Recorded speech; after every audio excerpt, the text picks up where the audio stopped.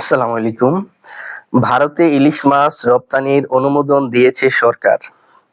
আমাদের যে বর্তমান অন্তর্বর্তীকালীন সরকারের বাণিজ্য মন্ত্রণালয় কিছুক্ষণ আগে রপ্তানিকারক বাংলাদেশের ২ টা রপ্তানিকারক প্রতিষ্ঠানের আবেদনের প্রেক্ষিতে একটা একটা সিদ্ধান্তে উপনীত হয়েছে, সেটা হচ্ছে যে বাংলাদেশ থেকে ভারতে দুর্গাপূজা উপলক্ষে প্রায় ৩,০০০ টন বা হচ্ছে প্রায় ৩ লক্ষ কেজি ইলিশ মাছ বাংলাদেশ থেকে আমাদের পার্শ্ববর্তী দেশ ভারতে রপ্তানি হচ্ছে।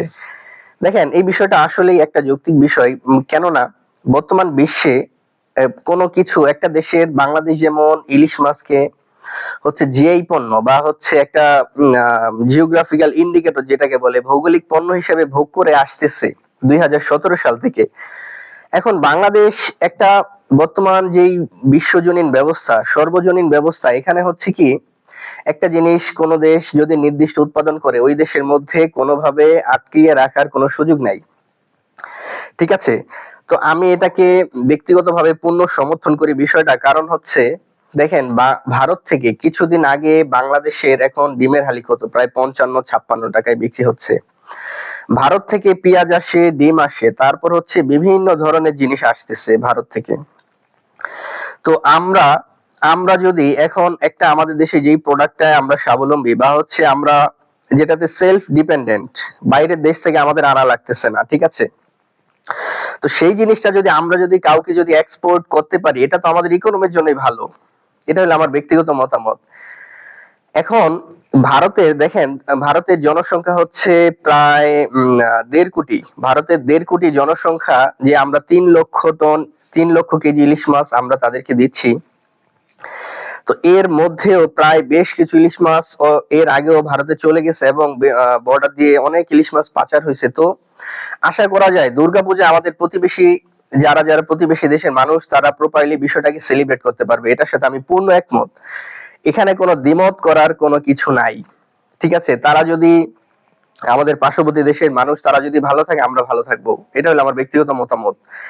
এখন তবে একটা বিষয় আমি যেটা একটু বলতে চাই, সেটা হচ্ছে যে বাংলাদেশে দেখেন, যেই ইলিশটা বাংলাদেশে এখন অ্যাভেইলেবল বাজারে, সেটা হচ্ছে যে আপনার ৩০০ গ্রাম, ৩টা ৪টা বা ৫টা, ৩টা বা ৪টাতে ১ কেজি মাছ হচ্ছে। এটা হচ্ছে অ্যাভেইলেবল মোটামুটি ৫০০-৬০০ টাকায় পাওয়া যাচ্ছে। তো হ্যাঁ, এই ইলিশটা হচ্ছে যেটা জেলেরা বেশি পাচ্ছে। কিন্তু বড় বড় যে ইলিশগুলা, এগুলা কিন্তু এখনো কাস্টমার যারা যারা মানে মধ্যবিত্ত বা নিম্নবিত্ত মানুষ, তাদের কিন্তু ধরা-ছোঁয়ার অনেক বাইরে। বিকজ এক একটা ইলিশ মাছের যদি ১ কেজি হয়, ওইটার দাম হচ্ছে প্রায় আপনার ১৮০০, ১৯০০, ২০০০, ২৫০০ টাকা পর্যন্ত বিক্রি হচ্ছে।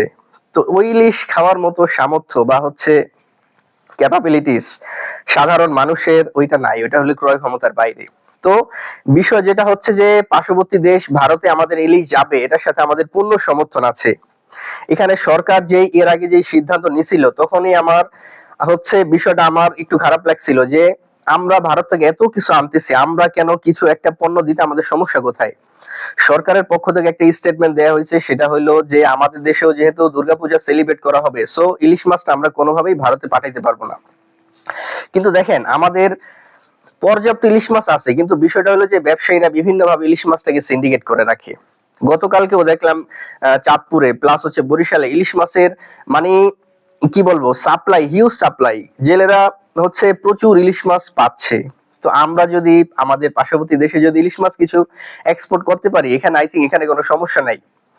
এটা হলো আমাদের যেই ভারত বাংলাদেশ সম্পর্কের যেই হচ্ছে, এটা আরো যে তাৎপর্যপূর্ণ একটা সম্পর্ক বয়ে আনবে, এটাই আমার বিশ্বাস। তো আপনারা মানে যে বাংলাদেশ থেকে ৩,০০০ টন ইলিশ মাছ যে ভারতে যাচ্ছে, এটা কে কিভাবে হচ্ছে বিষয়টা ভাবতেছেন, আশা করি সবাই আপনাদের মতামতটা শেয়ার করবেন। ভালো থাকবেন সবাই। আল্লাহ হাফিজ।